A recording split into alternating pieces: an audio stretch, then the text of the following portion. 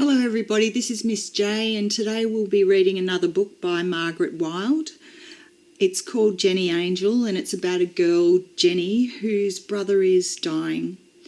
And she takes on the persona of somebody who pretends she's an angel because she believes that as long as she remains an angel, she'll save her brother's life. Jenny Angel.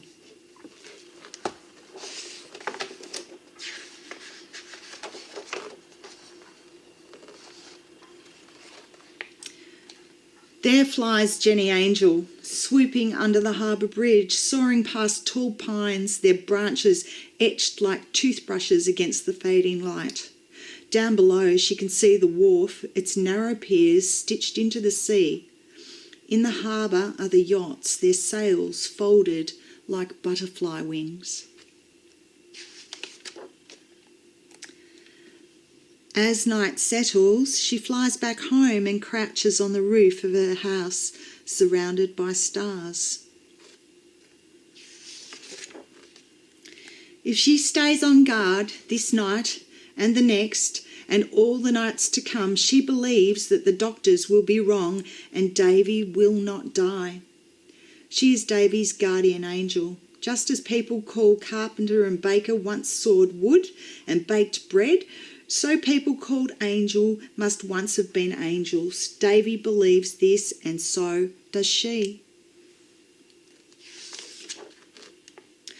So Jenny, shrouded in her mother's old raincoat, keeps watch on the roof and takes no notice when her mother calls.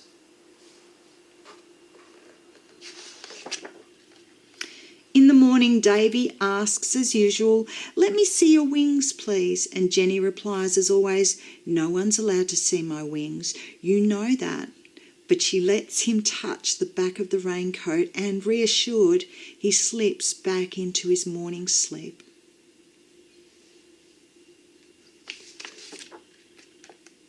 Jenny wears the raincoat all the time, even to school.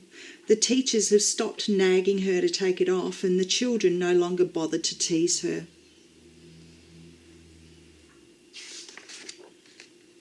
Even her best friend Marie doesn't ask about the raincoat anymore, and the two of them swap sandwiches and chat about this and that just as before.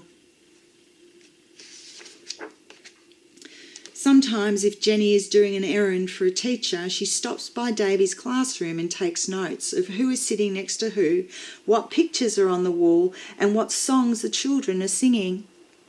At home, Davy listens, his face bright, then says, "Tell me more of what you saw at school. Tell me."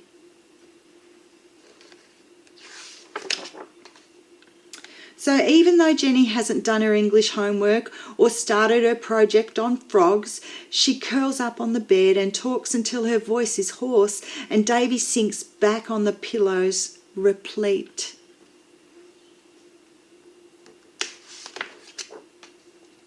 Then Jenny helps her mother cook dinner, and while they wash up, her mother says, "Listen to me, Jenny, he is going to die. No one can keep him alive, not even you." Jenny, her hands warm in the water, smiles to herself thinking, as long as I watch over Davy, everything will be all right.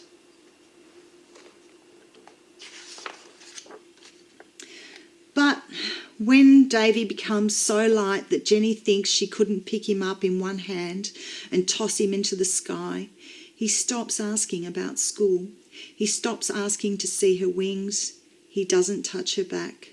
And he doesn't seem to be listening when Jenny tells him how she flew through clouds jagged as mountain ranges, how she flew over furrowed fields that looked like rows of knitting, and how she saw dolphins sporting in the sea.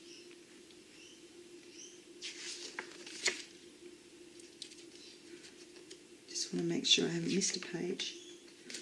"Believe," whispers Jenny, and with an immense effort, Davy turns his head and tries to hear her wings rustling. Jenny stays home from school for the next few days. She will miss an English test, a netball match, even her friend Marie's party. But these things don't matter at the moment. She and Mum just want to be with Davy. After the funeral, after friends have come and gone, Jenny takes off the old raincoat. Her back feels strange without the wings.